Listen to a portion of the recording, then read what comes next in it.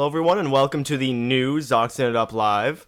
I'm Zoxin, and this is my co-host. Hi, I'm Plasma Snake. Nice to meet you. Yes, and my other co-host right here beside me here. His computer Kind of sucks a little bit. Yeah, so he's not even able to perform a Skype call on his computer until he gets a new one. So That seems like it would take up so little memory, though. yeah, he'll not be participating in the conversation.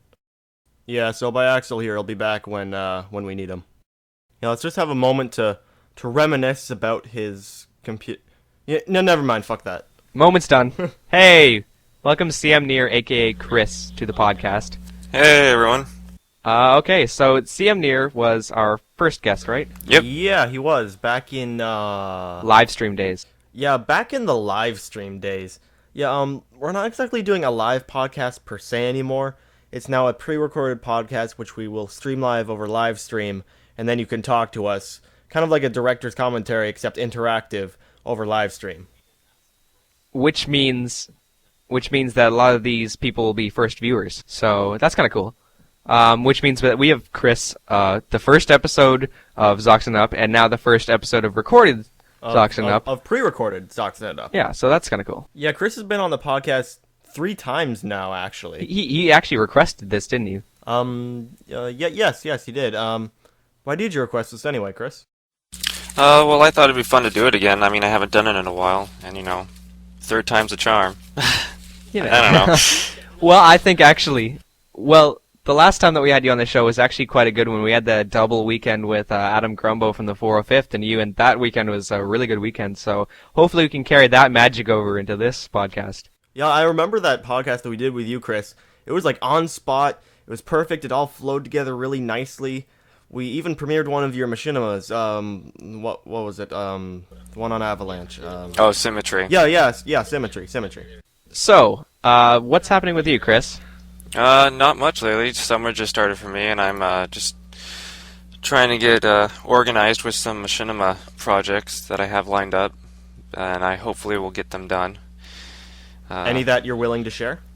I'm collaborating with Taylor Mitchell again for a Bumper Cars 2, so that should be fun. It's been 3 years since the original, and I finally got him to do another one, so that should be good. And that was a pretty good video to begin with, so I think that'll get a pretty good audience.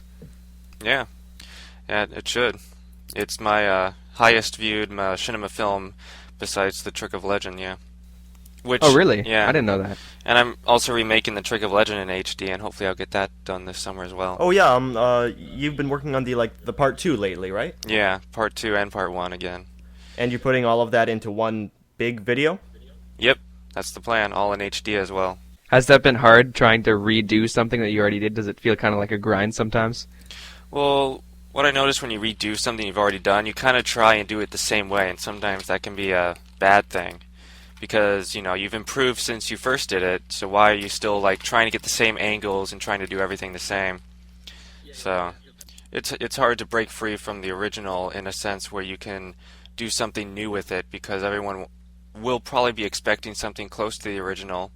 And, well, the camera angles and everything like that, the editing and all that, you can't stray away from the original.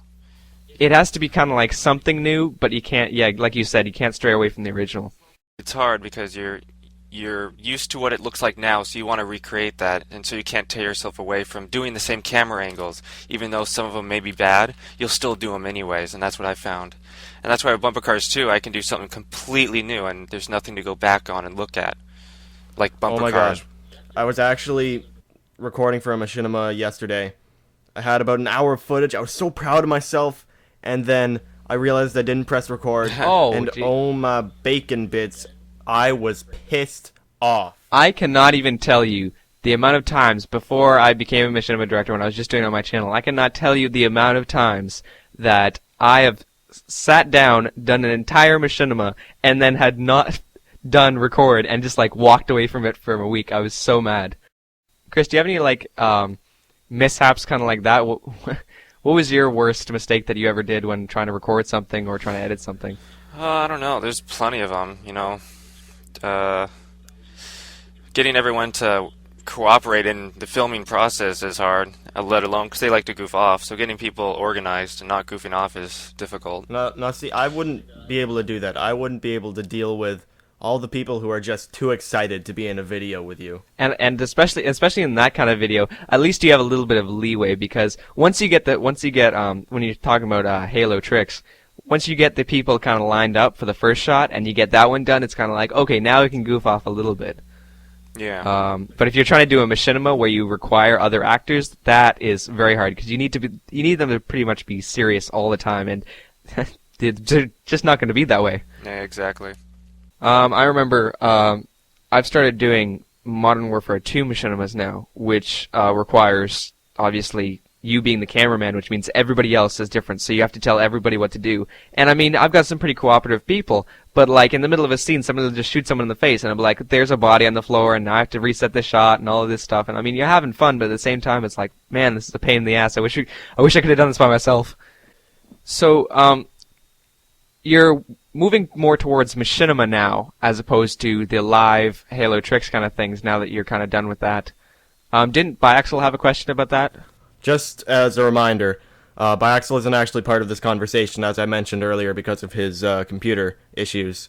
So this is a question that he recorded prior to the conversation we're having now. Since you have ended Halo 3 tricks, what are you going to do in the near future? Are you planning to release more scripted skits or shorts? And/or will you consider Halo Reach tricks when we finally get our hands on the game? Well, Halo 3 tricks ended almost 2 months ago, back in May, and it was time for it to end. I mean, 120 episodes is enough, and we had a lot of fun with it. It was sad to see it go, but you know, all things come to an end.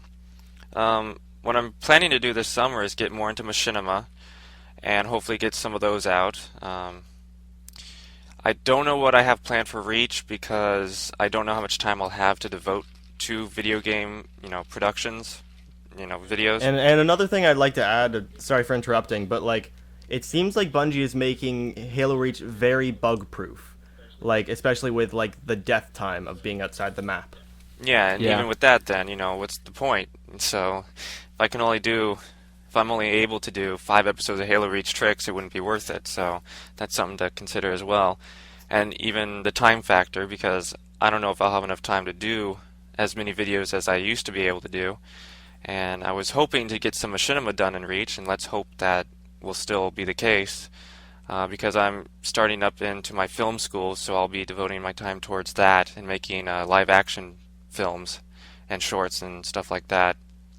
So whatever happens, but I know for sure that I will be more busy this fall than I have been before, so that will put a damper on a lot of projects and things that I can do with Halo.